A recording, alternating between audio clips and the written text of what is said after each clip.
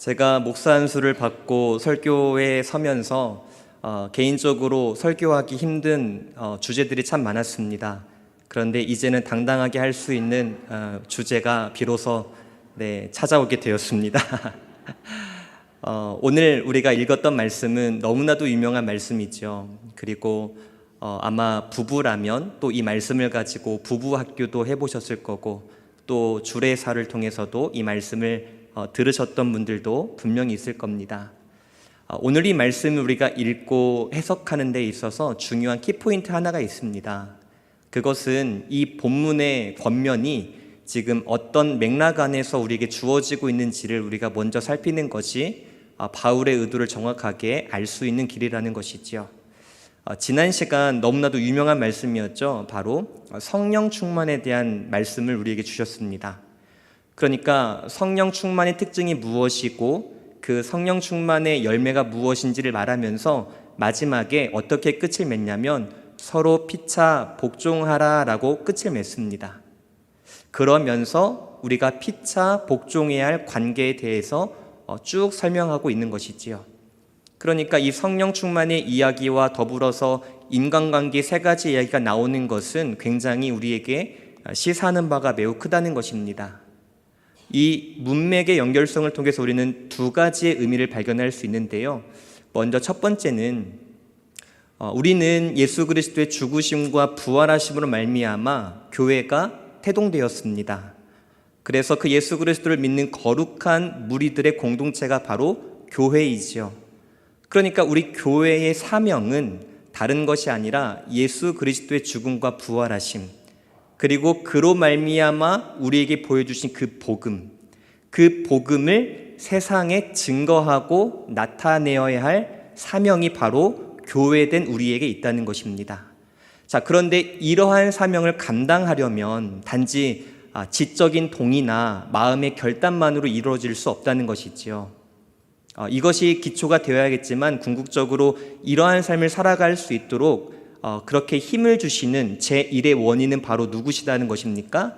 성령 하나님의 은혜가 있어야 우리가 바로 그 예수 그리스도의 승리의 공동체를 세상에서 구현해낼 수 있다는 것입니다.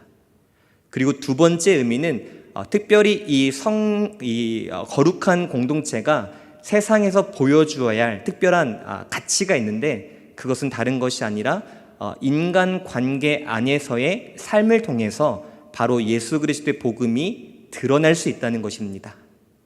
그래서 특별히 바울은 이 성령 충만의 이야기를 함과 동시에 다양한 인간관계 이야기를 하면서 우리가 이 두 가지를 잘하면 바로 복음을 세상에 온전히 나타낼 수 있을 것이다 라고 하면서 이 두 가지를 연결해서 우리에게 말씀하고 있는 것이죠.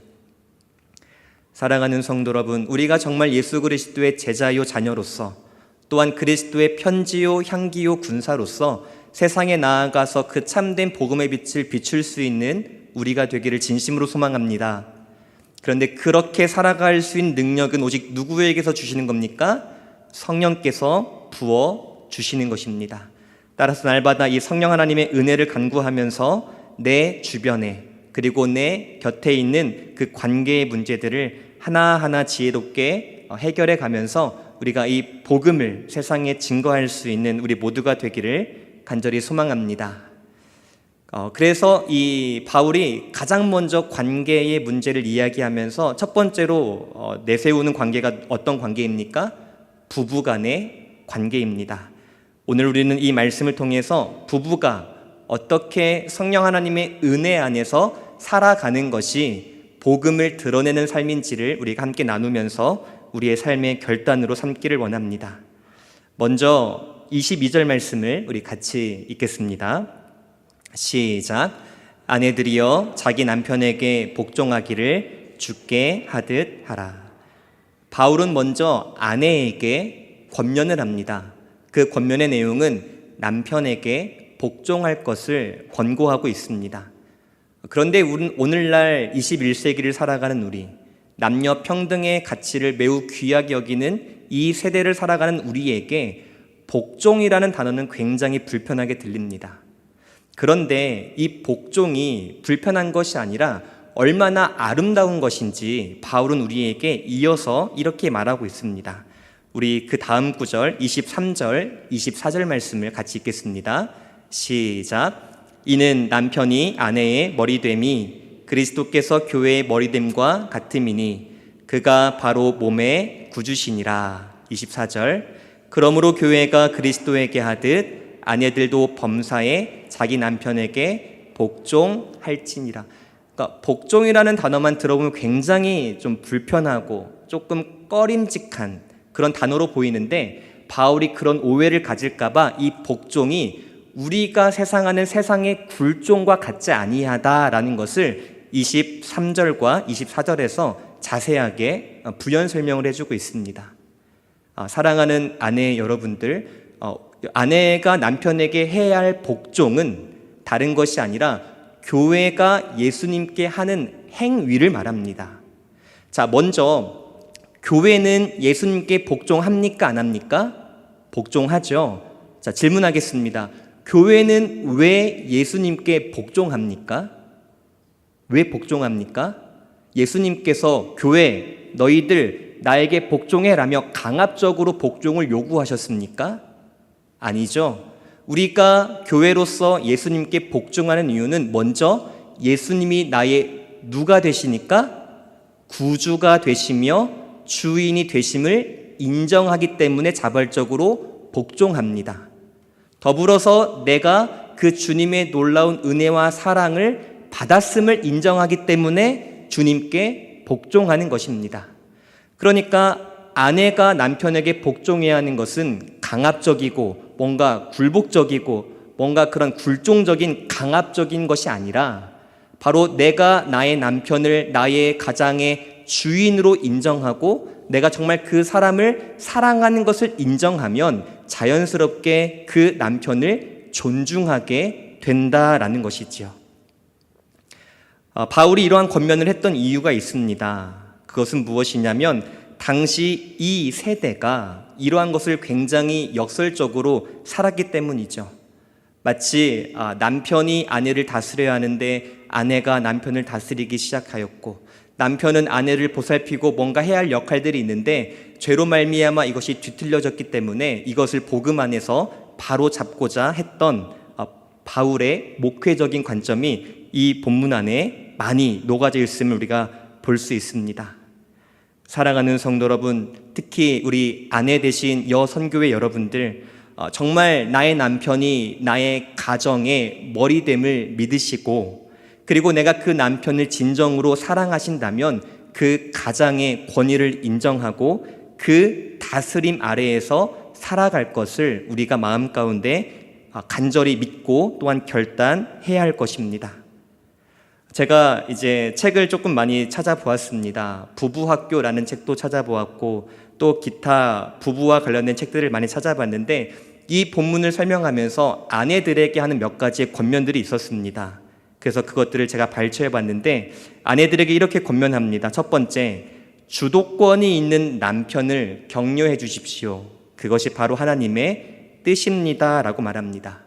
또한 두 번째로는 그 주도권을, 그 머리됨을 자꾸만 아내가 가져가려는 그 유혹에서 조심해야 한다라고 말하기도 합니다. 그리고 남편의 어떠한 머리됨, 즉 지도력이나 그러한 권위나 이러한 것들을 너무 불평하는 것들, 이러한 것들도 우리가 조금 그 생각으로부터 저항할 것을 우리에게 권면하고 있습니다. 사랑하는 우리 아내 여러분들, 남편의 그 주도권을 인정해 주십시오. 그리고 그 주도권을 내가 빼앗아 오려고 하는, 장악하려고 하는 그 유혹에 철저히 저항하십시오. 그리고 그 남편의 권위에 불평하려는 생각을 하지 마시고 더욱더 머리됨을 인정하고 그분을 사랑하는 마음으로 우리가 더욱더 남편에게 다가가는 것이 바로 말씀의 권면임을 우리 모두가 받아들이기를 진심으로 소망합니다. 그런데 바울은 여기에서 아내가 주의할 몇 가지가 있다라고 말합니다. 먼저 우리 22절 말씀을 다시 한번 읽어볼까요? 다시 앞으로 돌아와서 22절입니다. 시작. 아내들이여 자기 남편에게 복종하기를 주께 하듯 하라. 혹시 어떤 단어가 눈에 띄십니까? 제가 일부러 색칠은 안 했는데 바로 자기 남편에게 복종해야 합니다. 내 집에서는 내 남편에게 복종하지 않으면서 밖에 어떤 사람에게, 어떤 남자에게 복종하는 것은 매우 바람직하지 않은 모습이라는 것이지요. 현숙한 아내의 모습이 무엇입니까? 성숙한 아내가 어떤 모습입니까? 바로 지금 나에게 주어진 그 남편이 하나님께서 나에게 허락하신 유일한 남편임을 믿고 그 남편만을 존경하며 그 남편만의 지도력에 따라서 살아가는 것, 그것이 바로 현숙하며 성숙한 아내라는 것을 우리가 꼭 마음 가운데 기억하기를 소망합니다. 그런데 남편에게 복종하고 권위에 순종해야 되는데 단 그 외가 있습니다. 그러니까 우리의 복종이, 우리의 순종이 절대 맹목적이어서는 안 됩니다. 만약에 남편의 다스림이 성경의 원리와 위배된다면 아내들은 목소리를 낼 수 있어야 합니다. 그리고 만약에 남편의 어떠한 행동이 아내의 양심의 가책을 느끼게 한다면 그 또한 목소리를 내야 할 것입니다. 또한 남편으로서 해야 할 일을 마땅히 하지 못한다면 우리는 아내로서 그 남편에게 조심스럽게 권면을 해야 할 것입니다. 나아가 아내의 육체적으로, 성적으로, 감정적으로 어떠한 불이익을 당한다면 그 또한 남편에게 목소리를 내어야 하는 것이지요. 따라서 우리는 남편에게 맹목적으로 복종하고 굴종하는 것이 아니라 성경의 원리를 따라, 성경의 가치와 기준을 따라서 남편을 인정하고 존중하는 것이 바로 현숙한 아내의 모습이다라고 말할 수 있습니다. 그러한 우리 모두가 되기를 다시 한번 진심으로 소망합니다. 자, 이제 남편들에게 바울이 말합니다. 그런데 제가 미리 선전포고를 할게요. 굉장히 두렵고 떨림으로 들어야 될 것 같습니다. 저도 이 말씀을 준비하면서 저의 연약함이 너무나도 많이 드러났는데 회개하는 마음으로 오늘 설교를 준비하고 전합니다. 자, 그렇다면 남편은 이제 어떻게 해야 할까요? 우리 25절 말씀 같이 한번 읽어보겠습니다. 시작. 남편들아, 아내 사랑하기를 그리스도께서 교회를 사랑하시고 그 교회를 위하여 자신을 주심같이 하라. 우리 26절까지만 읽어보겠습니다. 26절. 자, 다음 구절 한번 넘겨주실래요? 네, 같이 읽겠습니다. 이는 곧 물로 씻어 말씀으로 깨끗하게 하사 거룩하게. 너무 어려웠어요. 이게 어떻게 연결이 되지? 아니, 그러니까 25절만 보면은 사랑하라, 네. 자기 자신을 주심같이 사랑하라. 근데 갑자기 물로 씻어 깨끗하게 하고 거룩하게 하고 이게 뭔지 너무 어려운 거예요. 그래서 제가 천천히 한번 연구해보고 또 주석책을 참고해서 답을 찾았습니다. 남편이 아내를 사랑할 때 어떻게 사랑해야 하냐면 결론은 주님이 우리를 사랑하신 것 같이 사랑해야 합니다. 그런데 그 주님께서 우리에게 보여주신 사랑이 뭐냐면 26절로 27절로 기록되어져 있습니다. 자, 먼저 26절을 다시 한번 읽어보겠습니다. 26절 시작. 이는 곧 물로 씻어 말씀으로 깨끗하게 하사 거룩하게 하시고. 먼저 여기 등장하는 물이라는 단어는 하나님께서 언약 백성에게 부어주시는 성령 하나님을 의미합니다. 그리고 그 성령께서 내 안에 부어주시고 내 안에 내주하실 때에 말씀으로 말미암아 예수 그리스도의 십자가의 진리를 믿게 하시고 그 믿음으로 말미암아 회개케 하셔서 우리를 의로운 자로 바꿔주시죠. 그러니까 이 26절 말씀은 바로 예수께서 나에게 믿음을 주셔서 나의 신분이 완전히 변화되는 이 이야기를 굉장히 짧은 문장 안에서 함축하고 있는 것입니다. 그러니까 25절에 예수께서 죽으셨다라고 말했죠. 그러면서 성령님을 보내주셨습니다. 그래서 그 성령으로 말미암아 우리의 무엇이 깨끗하게 되었다? 죄가 깨끗하게 되었다. 그러니까 이제 우리는 죄인의 신분에서 어떠한 신분으로 바뀌게 되었습니까? 이제 의인의 신분으로 바뀌게 되었다. 조금 어렵게 말하면 칭의 되었다라고 말합니다. 여기까지 이해가 되십니까? 자, 그런데 바울은 여기서 끝나지 아니하고 주님의 사랑이 어디까지 확장되냐면 27절 말씀까지 확장이 됩니다. 우리 같이 읽어보겠습니다. 시작. 자기 앞에 영광스러운 교회로 세우사 티나 주림 잡힌 것이나 이런 것들이 없이 거룩하고 흠이 없게 하려 하심이라. 우리는 주님의 은혜로 말미암아 우리는 이제 의롭다 칭함을 받았습니다. 그런데 그럼에도 불구하고 우리는 의인임과 동시에 어떠한 신분을 갖습니까? 죄인의 신분을 갖습니다. 그래서 우리의 삶 속에는 여전히 무엇의 흔적이 있습니까? 죄의 흔적이 있습니다. 오늘 말씀해 보니까 티가 있고 주름이 있습니다. 그런데 이 티나 주름을 주님께서 그냥 외면하시는 것이 아니라 어떻게 바꾸어 가신다고 말합니까? 우리의 상태는 아직도 죄성을 가지고 있지만 그럼에도 불구하고 주님께서 우리를 더욱 아름다운 인격으로서 빚어가시는 그 성화의 은혜를 우리에게 소개하고 있습니다. 여기까지 정리해보자면 주님이 우리를 어떻게 사랑하셨는가? 신분적으로, 즉 칭의의 은혜뿐만 아니라 그럼에도 불구하고 여전히 연약한 우리를 그냥 방관하시고 내버려 두시고 뒷짐지고 계시는 것이 아니라 끝까지 우리와 함께 하셔서 그 죄로부터 점점점 주님을 향하여 살아갈 수 있도록 우리를 점진적으로 성화시켜 가시는 이 하나님의 은혜를 우리가 발견하게 되는 것이지요. 그러면서 바울이 28절에 이렇게 시작을 합니다. 어떻게 시작하죠? 같이 읽어보겠습니다. 28절 시작. 이와 같이 남편들도 자기 아내를 사랑해라 라고 말합니다. 쉽게 요약을 이제 정리해 보겠습니다. 결혼식은 어떤 의미입니까? 그냥 같이 살기 위한 하나의 수단이고 하나의 절차에 불과합니까? 그렇지 않습니다. 결혼이라는 예식을 통해서 두 사람은 하나님과 많은 사람들 앞에서 이제 나의 신분이 이제 한 사람이 아니라 서로 부부가 되었음을 공표하는, 선포하는 귀하고 복된 예식입니다. 그래서 그 예식을 통해서 이제 두 사람은 각각의 사람이라는 신분이 아니라 이제 한 사람이라는, 한 몸이라는 새로운 신분이 되었음을 선포하는 귀한 시간이죠. 그런데 그 두 사람이 만났을 때 처음부터 완벽하게 만났습니까? 아니면 조금은 연약하고 부족한 가운데 만났습니까? 부족한 가운데 만납니다.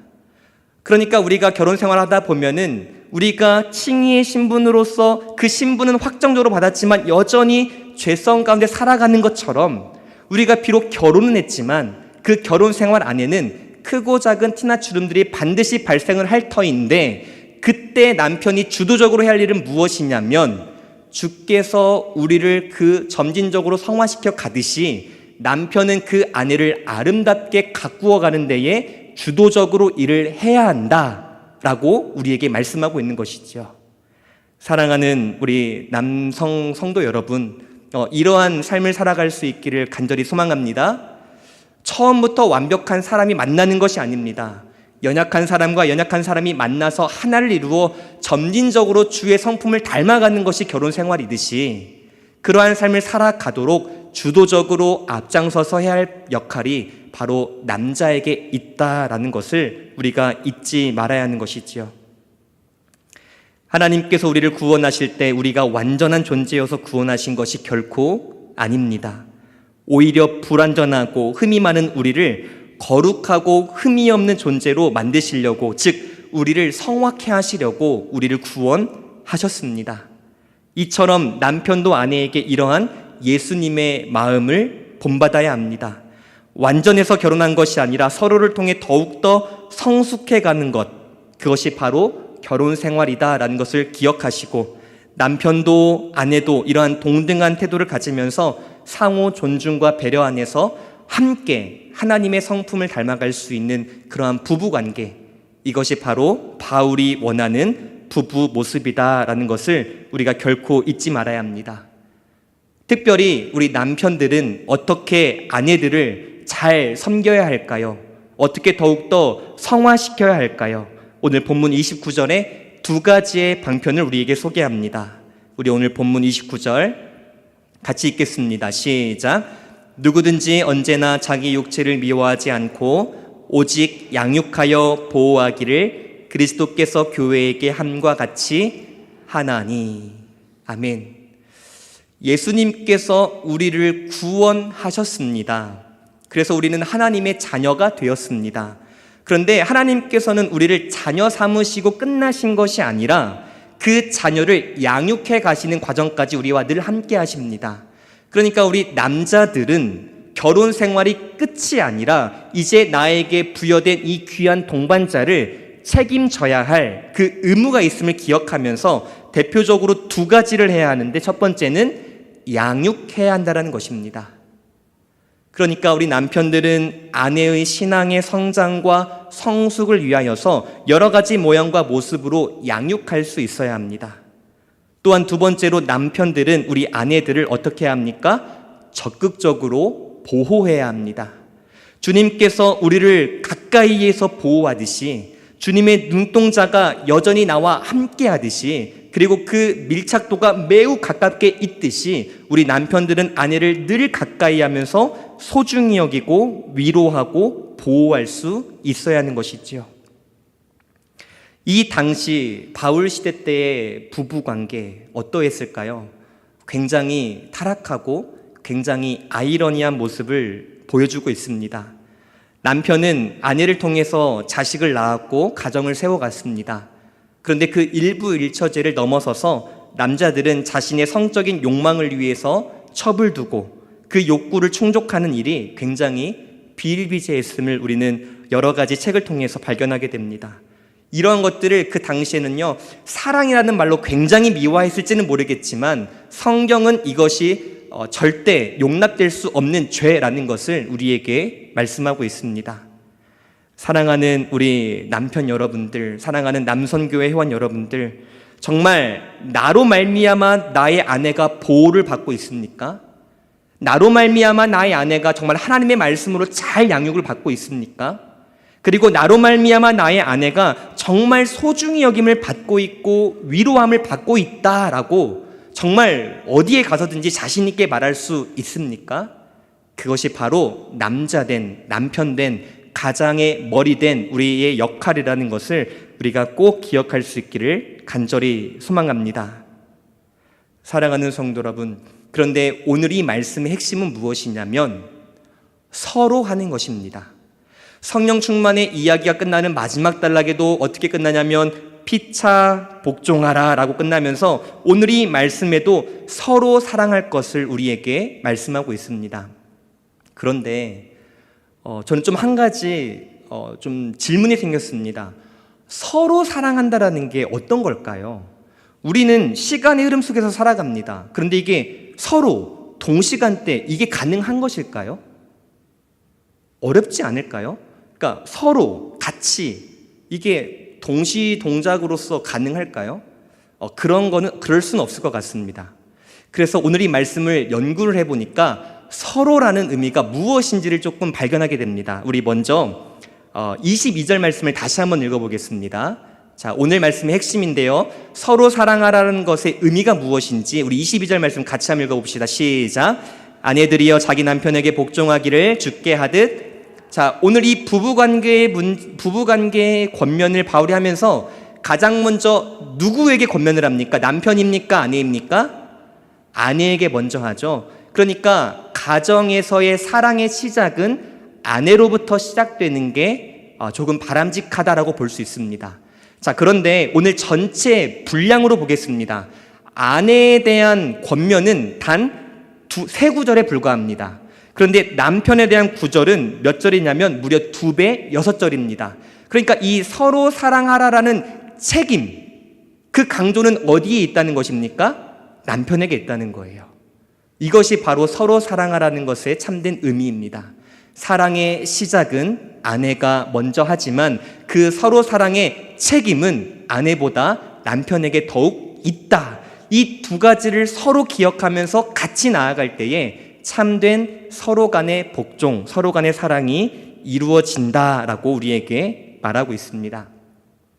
그래서 저는 이 피차 간의 복종과 사랑, 서로 간이라는 이 단어를 나의 삶 가운데 어떻게 적용해 볼까라는 것을 참 고민을 많이 했습니다.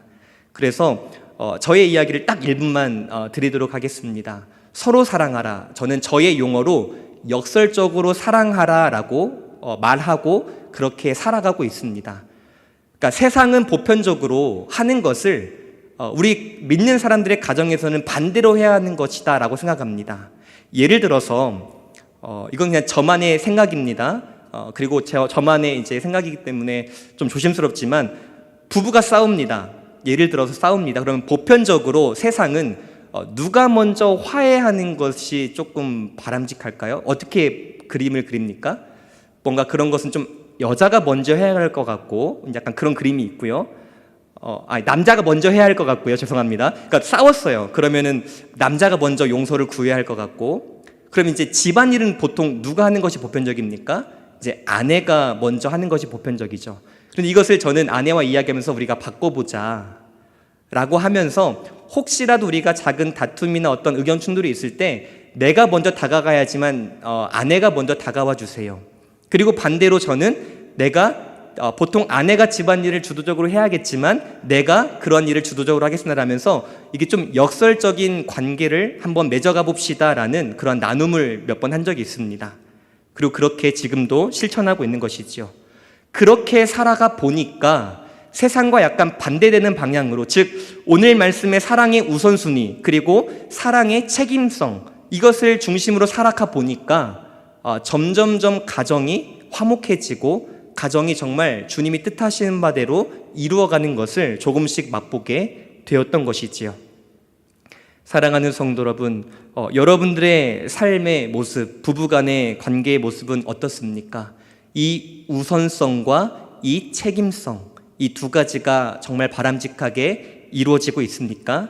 혹 부족하고 연약하다면 우리가 성령 하나님의 은혜를 구하면서 이러한 두 가지의 은혜가 우리 가정 가운데 있기를 함께 기도하고 결단하며 나아갈 수 있는 우리 모두가 되기를 진심으로 소망합니다.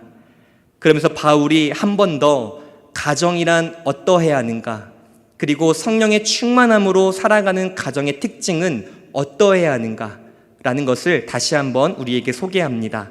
우리 31절 말씀 같이 읽겠습니다. 31절입니다. 시작. 그러므로 사람이 부모를 떠나 그의 아내와 합하여 그 둘이 한 육체가 될지니. 아멘.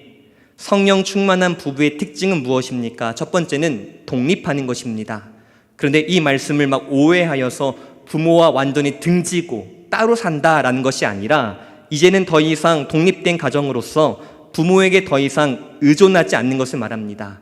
단절이 아닙니다. 더욱더 독립된 가정으로서 결혼한 후에도 양가 부모님을 잘 공경하고 섬겨야 하지만, 이제는 성인이 되었기 때문에 더 이상 부모에게 의존하는 것은 유념해야 한다라고 말하고 있습니다. 또한 두 번째, 어떻게 말합니까? 합하여라는 말을 우리에게 남깁니다. 부부는 합해야 합니다. 이 합하다라는 말이 어디에서 기원했냐면, 당시 왕들의 왕관에 보석을 붙였습니다.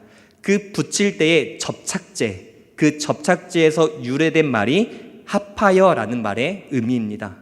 무슨 말일까요?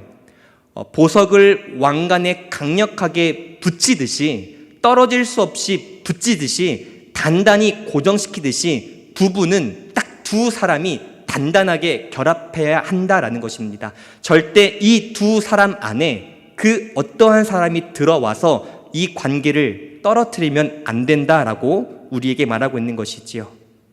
사랑하는 성도 여러분, 오늘 말씀을 통해서 우리의 마음 가운데 어떤 결단과 어떤 묵상이 여러분의 마음을 울리고 있습니까?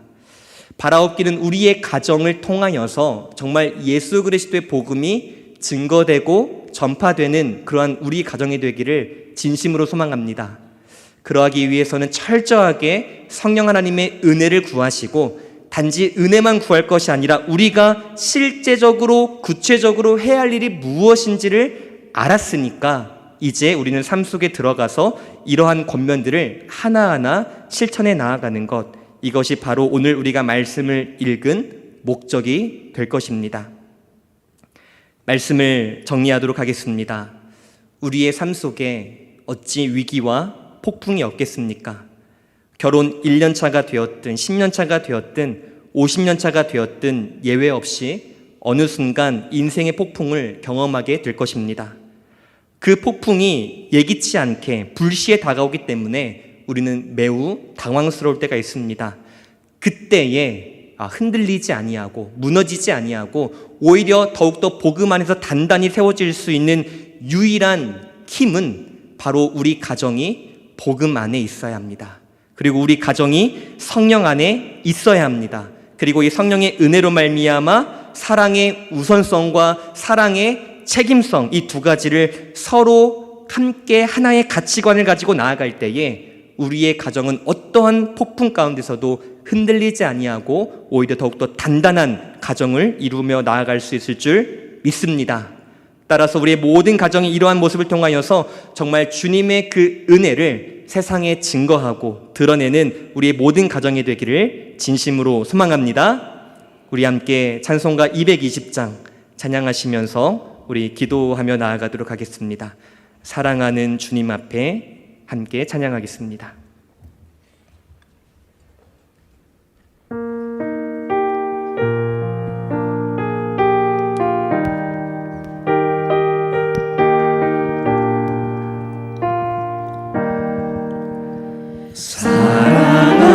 사랑하는 주님 앞에 형제자매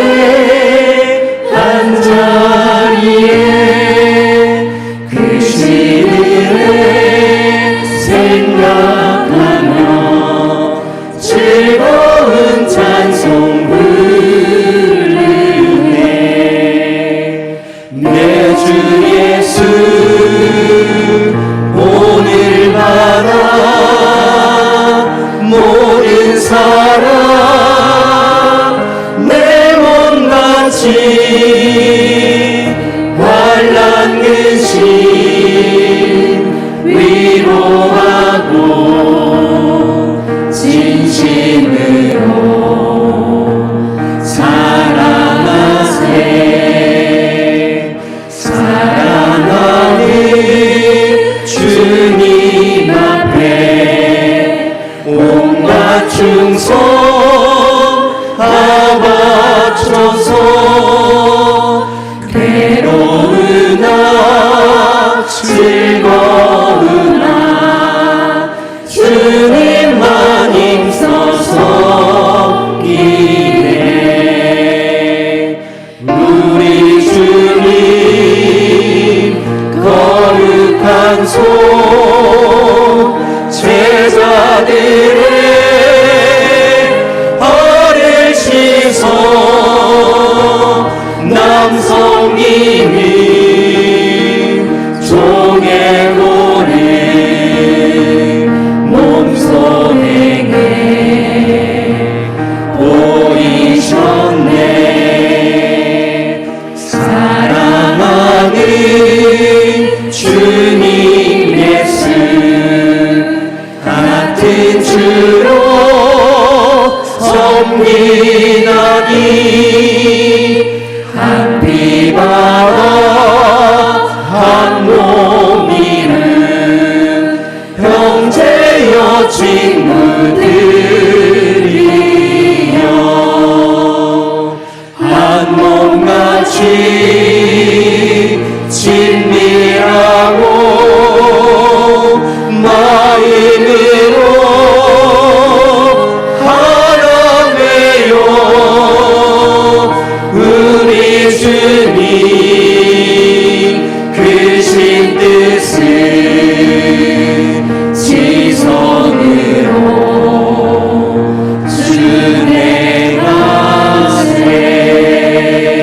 준행하세. 우리 시간 함께 기도하며 나가기를 원합니다. 주님께서 우리에게 가정을 세워주셨습니다. 가정을 세워주셨을 때는 그냥 잘 먹고 잘 살아라 라는 목적으로 세우신 것이 아니라 이 가정을 통하여서 하나님의 뜻이 드러나고 이 가정으로 말미암아 하나님의 영광이 드러나는 귀하고 복된 은혜의 수단으로서 세워주셨음을 우리가 잊지 않기를 소망합니다. 그런데 죄가 들어온 이후로부터 이 가정의 관계, 특별히 부부의 관계가 많이 깨어졌습니다. 점점점 그 서로의 역할을 바꿔가면서 서로 지배하려고 하고 서로 복종시키려고 하고 어느 순간부터인지 서로 간의 사랑이 사라져버린 오늘날 이 시대의 가정관의 모습을 보면서 우리는 정말 눈물로 탄식하며 회개하며 나아가야 될 줄 믿습니다. 우리 시간 함께 기도할 때 주님 우리의 가정을 참된 가정 되게 하시고 정말 주님이 그 말씀하시는 바 그 질서를 잘 따르는 가정 되게 하셔서 정말 우리의 가정으로 말미암아 나의 남편과 나의 아내로 말미암아 그 주님의 살아계심과 복음이 우리의 가정을 통하여서 드러나게 해달라고 우리 가정을 주님의 손에 맡겨드리며 우리 함께 간절히 기도하며 나아가시다 함께 기도합니다. 사랑이 많으신 하나님 아버지 진심으로 감사를 드립니다. 주님 정말 우리의 가정을 주님의 손에 맡겨드리며 나아갑니다. 정말 주님 우리의 가정이 정말 하나님의 취하심과 우리 하나님의 주신 그 목적을 살아갈 수 있는 우리의 가정을 주님 간절히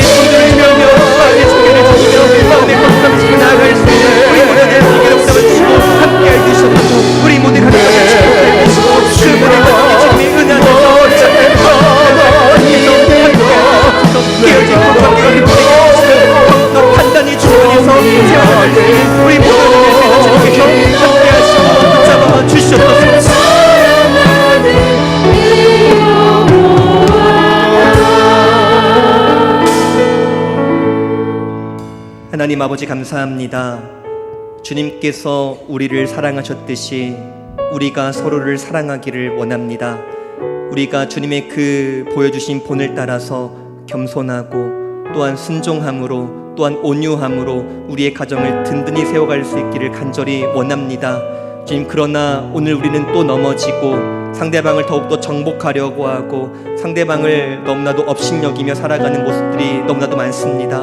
주님, 이러한 우리의 모습들을 긍휼히 여겨주시고 더욱더 그 주님의 은혜와 성령의 충만함으로 말미암아 우리의 가정이 더욱더 복의 통로로서 쓰임받는 가정 될 수 있도록 주님께서 함께하여 주시옵소서. 아내에게는 먼저 사랑할 수 있는 용기를 허락하여 주시고, 또한 남편들에게는 그 가정의 사랑의 책임감이 나에게 있음을 기억하면서 서로 하나 되어 나아가는 귀하고 복된 우리 모든 성도들의 가정 될 수 있도록 주님께서 함께하여 주시옵소서.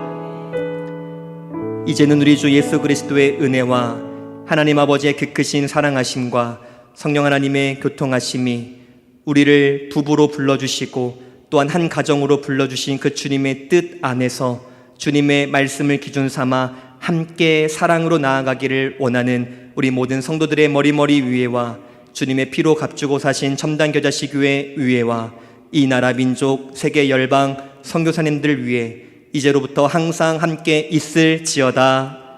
아멘.